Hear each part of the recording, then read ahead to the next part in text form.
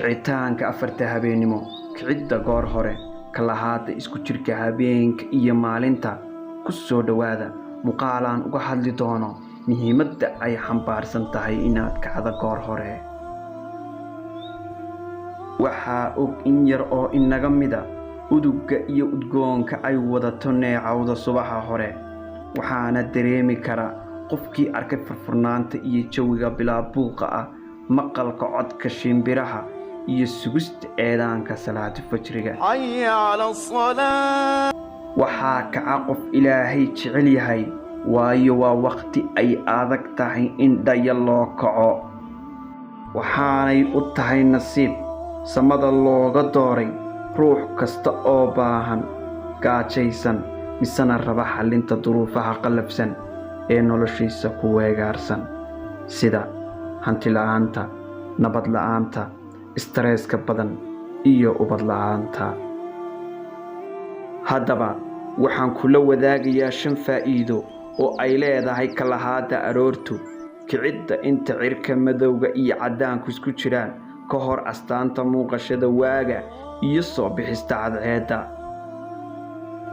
qodobka 1, xilliyada habeenkii nuska dambe ilaahay subxaanahu wa tacaala wuxuu yimaadaa 7 samada u hoosaysa isaga oo yidhaahda, yaa gacanta ii soo taaganaya baahan oo aan u ajiiba codsigiisa.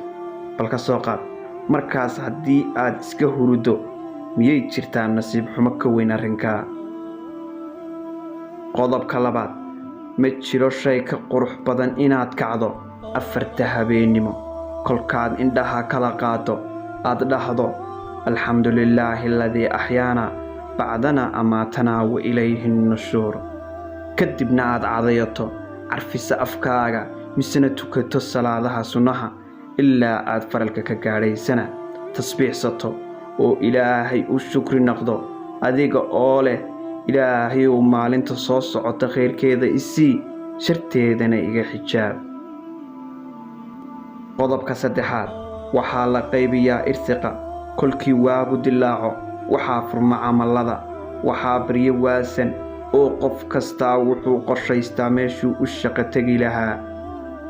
halkaas haddii aad tahay qof subaxa hore fooftaga, nasiib fiican baad leedahay, waxaadna la kulmi doontaa nolol qurux badan oo aad u wanaagsan. qodobka 4, waa waqtigay calaamadiyeen dhammaan guulaystayaashii adduunka soo maray oo dhan, khaasatan nebi maxamed calayhi salaatu wasalaam, isagoo ammaanay wax badan kalahaada subaxii, yidhina ilaahow u barakee ummadayda kalahaada subaxii. qodobka 5, waxaa laga helaa nashaad, bidaaqa, firfircooni iyo awood jidheed, caafimaad iyo jaanis ballaadhan oo aad uga faa'iidaysato naftaada wax ugu qaban karto, sida inaad jimicsato, wax akhrisato. waana waqtiga ugu habboon ee wax la xifdin karo. waxay dhahaan dadka arrimaha aadka ugu fiican akhriska, xilli ka qurux badani ma jirto oo wax la akhriyaa salaad subax ka hor. wallaahi baan ku dhaartee, anigaygan kula hadlayaa ma kicin anoo degani dareemaya wax yar mooyaane anoo kacay xilli barqa ah. waxaa dareemaysaa madax xanuun, cadho, degani la'aan, jawigaaguna wuxuu noqonayaa mid qasan kolkii aad kacdo maalinta bartankeeda. sidaasi daraaddeed waxaan idiin dardaarmayaa dhammaan walaalahayow inaad noqotaan kuwa kaca, istaaga, u kaca salaada hore, dareemo geesinimo, muujiyo adayg, ka adkaada hurdada iyo jiljileeca nafeed, dareemo inay yihiin qaar kombliid oo awood u leh inay kici karaan, caabuda ilaahay oo u tukada salaada subax, isla markaana irsiqooda raadsada iyaga oo ku faraxsan, kalsoonina ku qaba ilaahay subxaanahu wa tacaala. halkaad barnaamijkan kala socotaan waa Baaldahab TV, waxaa idinla socodsiinaya anigoo Xamse Baaldahab.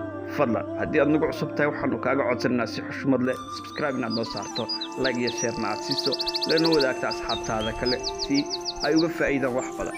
kanaalkan oo nuqubo barnaamijyo badan oo qiimo leh inaan idiin soo gelin doona insha Allah tacaala.